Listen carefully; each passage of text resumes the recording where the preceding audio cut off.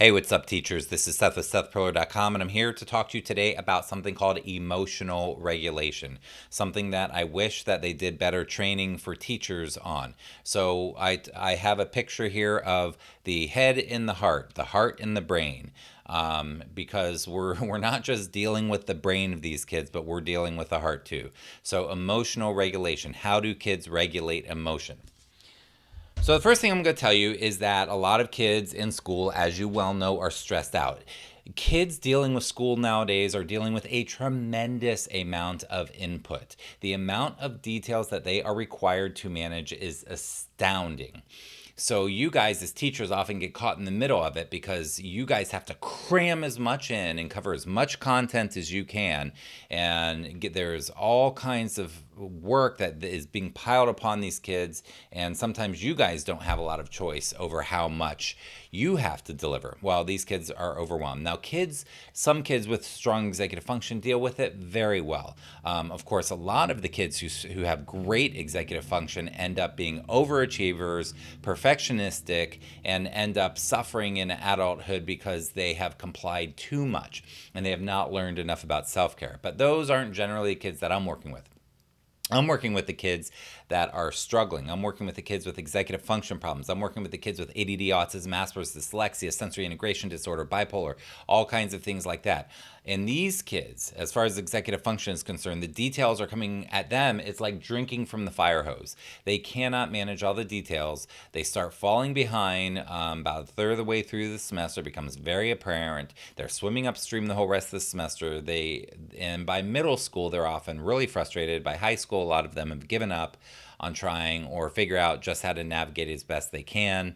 And these kids are suffering. So emotional regulation, though, has to do with the emotions. So when they're overwhelmed, that is an emotional experience. So what happens when a kid is overwhelmed? Well, first of all, sometimes it's visible, sometimes it's not. If a kid is outwardly stressed and you can look at them and tell, or they're acting out or something, and you can tell that there's a lot of stress, well, then that's fairly easy to at least identify, although a lot of these kids are punished rather than supported at these times. But you can tell when kids are outwardly stressed. But a lot of these kids hold it in and they withdraw and they have a poker face, and you can't tell that something's going on with them, even though they're emotionally dysregulated quite often.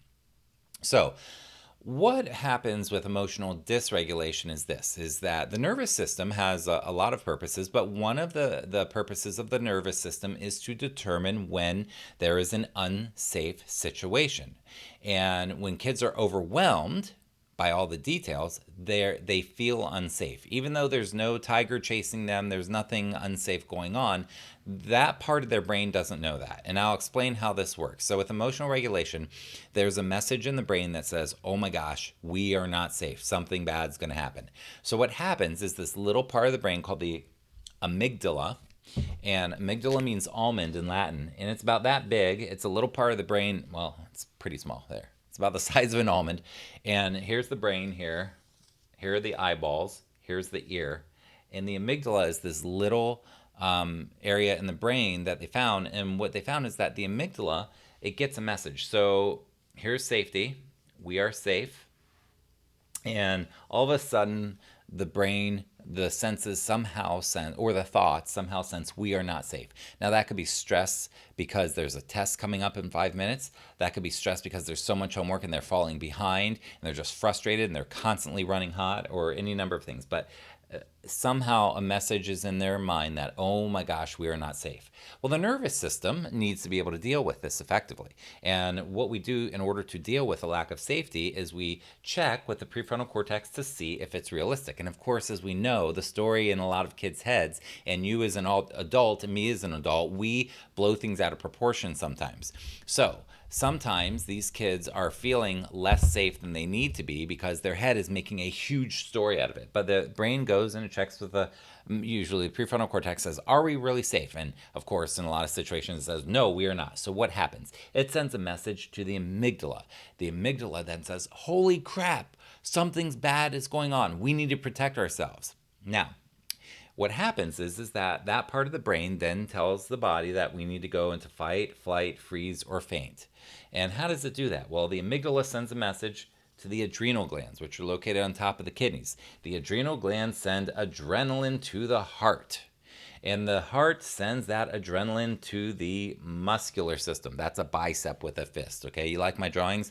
I've been practicing this drawing for a long time. It's getting better, huh? So, the amygdala says, the brain says, we're not safe. The amygdala says, okay, cool, I got this. All right, I'll send a message to the adrenals. The adrenals say, oh, we're not safe. Okay, we'll send adrenaline to the heart. The heart says, oh, we're not safe. Okay, we'll send adrenaline to the muscular system. That way we can fight, flight, freeze, or faint in order to ensure our safety. But the child is sitting in a classroom and they are perfectly safe, yet they are having this emotional experience. They are now emotionally dysregulated. Do you think they're going to be able to focus and concentrate in class if they're emotionally dysregulated? If they got screamed at by their parents in the morning, or they had a great experience with their parents in the morning and then they got into class and they got yelled at by a teacher, or they perceive they got yelled at, or they were bullied, or they're just sad and depressed and lonely, or they're angry or anxious. Who knows what's going on? But either way, if they are in a classroom and they are emotionally dysregulated, their prefrontal cortex is not in a learning mode. They're going to try to be learning in class as much as they can. But if you imagine that it's like a whole bunch of filters and not a lot of learning is getting through those filters, then because they're emotionally dysregulated, that is obviously interfering. Now, what can you do to help kids who are emotionally dysregulated? How can you help kids to regulate emotion? Well, breath work, meditation, something called co-regulation, where you as the adult model your own regulation and help them just by modeling it, and then any number of ways, but I'm not going to get into too much of that on this video. But I will say this is my opinion, but the number one most important thing, school's going to be starting in a couple weeks, to do in any classroom is to get kids to know that they are emotionally safe. And to me, it takes 4 to 6 weeks for kids to really get to know you and know that they're emotionally safe. So that building of emotional safety in the beginning of school is so critical. And some teachers do it, some teachers don't do it. Some teachers feel a lot of pressure to dive straight into curriculum because you just got out of trainings and you have so much to cover and you're so overwhelmed.